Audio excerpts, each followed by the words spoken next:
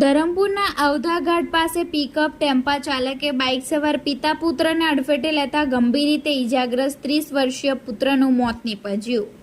તારીખ 10 જૂન સોમવારના રોજ સાંજે 5 થી 6 કલાકના અરસામાં સર્જાયેલ અકસ્માતની ઘટનાની આજરોજ મંગળવારના મળતી માહિતી મુજબ મહારાષ્ટ્રના સુરગાણા તાલુકાના ઉડહોડ ગામે રહેતા યુવરાજભાઈ રામાભાઈ નિકુડે ઉંમર વર્ષ 30 સોમવારના રોજ જીજે 15 DS 9481 પર પિતા રામભાઈ સાથે કામકાજ અર્થે ધરમપુર આવ્યા હતા।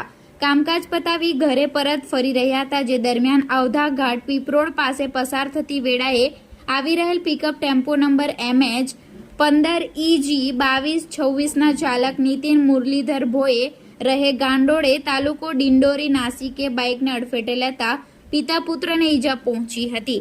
ઇજાગ્રસ્ત પિતા પુત્રને ઇમરજન્સી વાહનમાં સ્ટેટ હોસ્પિટલમાં સારવાર અર્થે ખસેડવામાં આવ્યા હતા।